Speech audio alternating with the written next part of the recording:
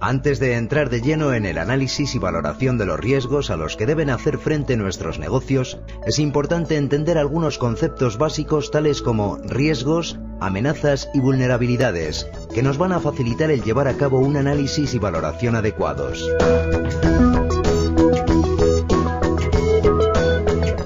La primera definición, como no puede ser de otra forma, se refiere a los riesgos. Se considera riesgo la estimación del grado de exposición de un activo a que una amenaza se materialice sobre él, causando daños a la organización. El riesgo indica lo que le podría pasar a los activos si no se protegen adecuadamente. Las amenazas son los eventos que pueden desencadenar un incidente, produciendo daños materiales o inmateriales en los activos. Las vulnerabilidades son las debilidades que tienen los activos o grupos de activos que pueden ser aprovechadas por una amenaza. El impacto es la consecuencia de la materialización de una amenaza sobre un activo. El riesgo intrínseco es la posibilidad de que se produzca un impacto determinado en un activo o en un grupo de activos. Las salvaguardas son las prácticas, procedimientos o mecanismos que reducen el riesgo. Estas pueden actuar disminuyendo el impacto o la probabilidad.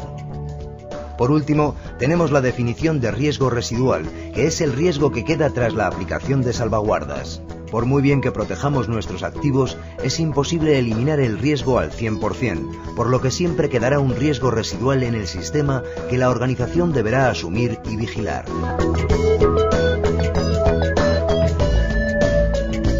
Conocer todos estos términos facilita la comprensión del tema que nos ocupa, el análisis de riesgos.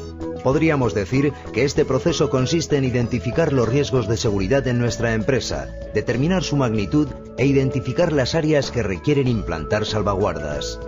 Gracias al análisis de riesgos, conoceremos el impacto económico de un fallo de seguridad y la probabilidad realista de que ocurra ese fallo.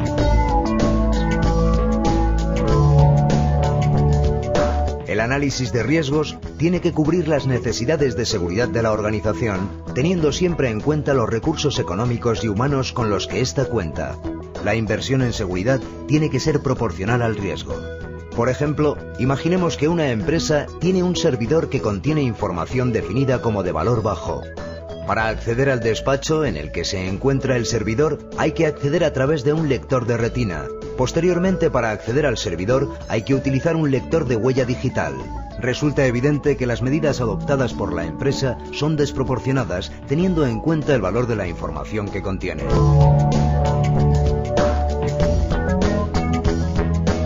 El análisis de riesgos aporta objetividad a los criterios en los que se apoya la seguridad, ya que se centra en proteger los activos más críticos y permite a la organización gestionar los riesgos por sí misma. Además, apoya la toma de decisiones basándose en los riesgos propios. Para evitar la subjetividad durante la realización del análisis, es bueno contar con la colaboración de diversas áreas de la organización y no únicamente con el área propietaria del activo, ya que se evitará en gran medida la subjetividad que pueda tener el responsable de dicho activo. Los análisis de riesgos deben utilizar unos criterios definidos claramente que se puedan reproducir en ocasiones sucesivas. De esta manera, se puede ir comparando el nivel de riesgo en una organización a medida que se va mejorando el sistema de gestión de seguridad de la información.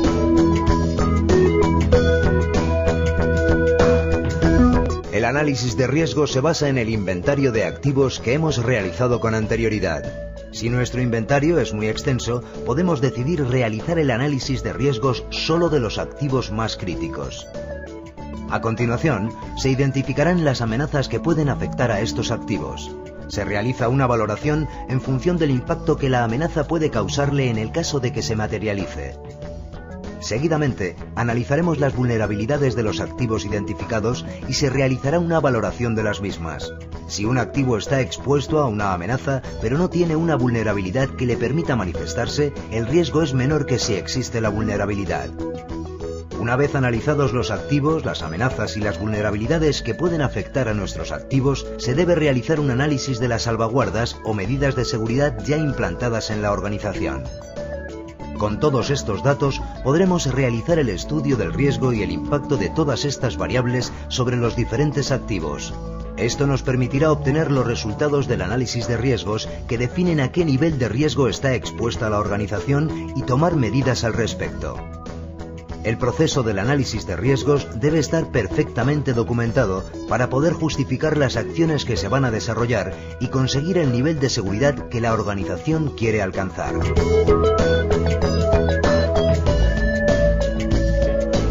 Existen multitud de metodologías que nos pueden facilitar la realización de un análisis de riesgos. Estas metodologías nos indican los pasos a seguir para su correcta ejecución, ya que, como hemos visto, suelen ser muy complejos y tienen multitud de variables. Utilizar una herramienta para llevar a cabo el análisis de riesgos facilita su elaboración y permite realizar las labores de manera más sistemática. Esto facilita que la información resultante sea reutilizable y comparable con resultados de sucesivos análisis. Algunas de estas metodologías son Magerit, la metodología detallada en la norma ISO/IEC 27005, Octave, NIST SP 830, etc.